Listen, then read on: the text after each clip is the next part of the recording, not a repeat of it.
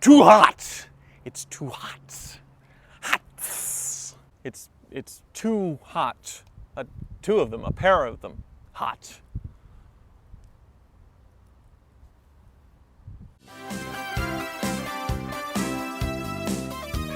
It was big news recently that the Mazda Miata was raising its horsepower from 155 to 181 ground-thumping horsepower. Whoop-de-doo. Another rear-wheel drive hero is the Subaru BRZ, but that's only 205 horsepower. Really? Now, what if I told you that for less than 30 grand, you could have bought a beautifully styled, American-made, small two-seater roadster with 290 horsepower, a limited slip differential, and tons of other cool stuff? Well, you can't, but you could have 10 years ago, and that was this Saturn Sky Redline, but we were all too stupid back then to buy it. You idiots! You see, Saturn is one of those many sore subjects for me, as I didn't think the company deserved to die during General Motors' 2009 bankruptcy. The whole idea for Saturn brand was brilliant, as it was an innovative response to the Japanese invasion of import cars that began to dominate the economy car scene. The Saturn company started with a sedan and a coupe, with a space frame design that was rigid enough that other panels could be made of lightweight, dent and corrosion resistant plastic. I know, but it was still pretty good. They actually sold really well, and at least where I live, Saturns were everywhere, and the SL and SC model wasn't too far behind Toyota Camry sales-wise by the mid-1990s. Really impressive. A decade later, things weren't going as well, mostly because General Motors started using captive imports and rebadging models from other brands, rather than having Saturn do their own unique vehicles. Still, Saturn tried to be different with things like a hybrid line with their Aura sedan and View SUV, both of which got over 30 miles per gallon highway. A small SUV getting over 30 mpg, you'd probably buy that too. This was also really well timed back in 2007 when fuel prices were ridiculous, so it seemed like the brand was pretty stable. Now, other than this, the new stuff really didn't do much for me, but personally, I always thought the early Saturn SC coupes were fun to drive, especially with a manual transmission, but Saturn had never offered a real sports car before until this Sky model. Introduced in 2006 and built in Delaware of all places, it's similar to the Pontiac Solstice, exactly like it, just different body panels, but more like the Opel GT Export. Now, the Saturn got the better end of the looks department over the Pontiac, in my opinion. I really love the sharp lines of this car, and since Saturn has been gone for so long,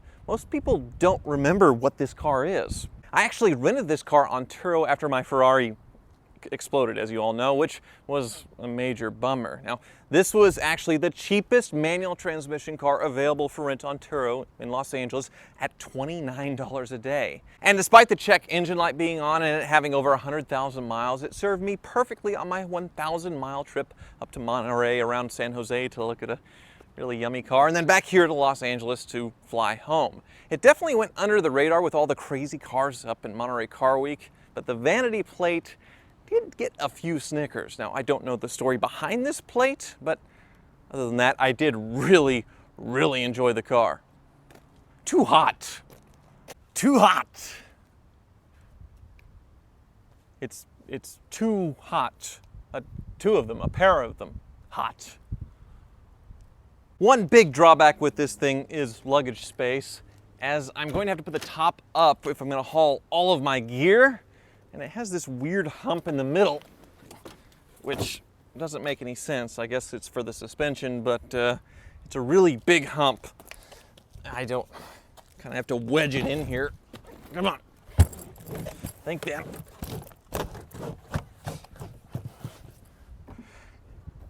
Oh, caught on that.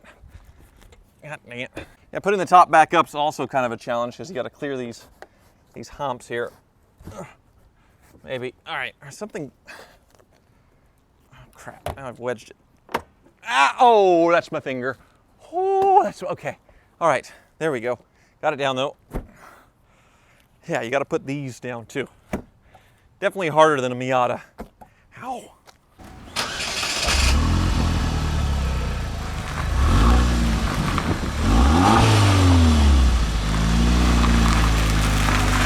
Complaining about luggage space in a little two-seater sports car is kind of silly, and there are some other ergonomic issues with a tall guy like me. When I'm shifting gears, second to third, I sometimes punch the radio off, Also, putting the clutch in and out, it's right where my kneecap can hit the dimmer switch. So then I lose all my gauges at night. Kind of weird, but this thing is so much fun, it totally makes up for it. Boost! Now, in my intro, I did say 290 horsepower, which was stretching a little bit. They actually started at 260 horsepower, but there was a dealer installed option to up that another 30 horsepower to 290, which is pretty damn impressive. You also get the limited slip differential and the 5-speed manual transmission. Now, unlike the Miata, this thing feels wider and heavier. I'm sure it is heavier. It's a more substantial car. It's also a lot more comfortable, even though it's pretty cramped in here. The seats, they feel nice, and width-wise, it feels roomy. I also have a boost gauge, which tells me how much to boost. Tops out at about 18, I think, PSI. So this is a horrible place to test drive this car in gridlock in Southern California, but it was great up in the twisty roads up in Northern California around Monterey. Had so much fun with this car. It's great.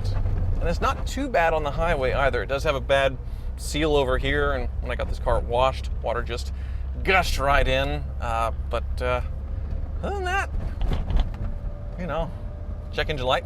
No real gripes. This is a solid car. It seems to be holding together really well. It really is sad that this car and the Saturn brand in general didn't get to continue. After not being able to find a buyer for Saturn, GM decided to cease production and close all of its dealerships so they could focus on their core brand like Chevy, GMC, Buick, and Cadillac. Now, some of the cars were rebadged, like the View, which became the Chevy Captiva, I think. And then there was the Saturn Aura sedan, which was a Euro-inspired Opel Insignia anyway. It changed over to the Buick Regal sedan, later the LaCrosse, I think. So those cars lived on, but not the Sky. They quit making these in 2010. Really sad, short run. Now, the good news about this is you can pick one of these up used really cheap nowadays on Autotrader.com, which link below is an article on Autotrader.com/oversteer with more about these cars. Now, my trip's over and I am ready to get out of all this traffic and crowds and everything else and get back to boring old Kansas, but I'm definitely going to miss this car. Now, thank you for watching, and another reminder that I will be in Boston here in a few weeks, attending the APX Boston 2018 on September 16th with a bunch of other YouTubers. The Automotive Personalities Experience is an event where you can meet some of your favorite automotive YouTube personalities, like me, and probably ones you like better. It's at an indoor kart racing track, actually, so you can race us. You'll probably beat me easily. You can also participate in the community car show and enter to win over $1,500 worth of raffle prizes, including a ride in Dr. M3's Huracan Performante.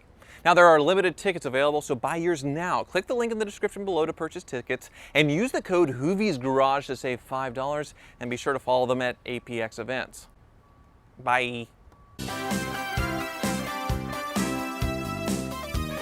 Whoop-de-doo. Another rear-wheel drive hero. Another rear-wheel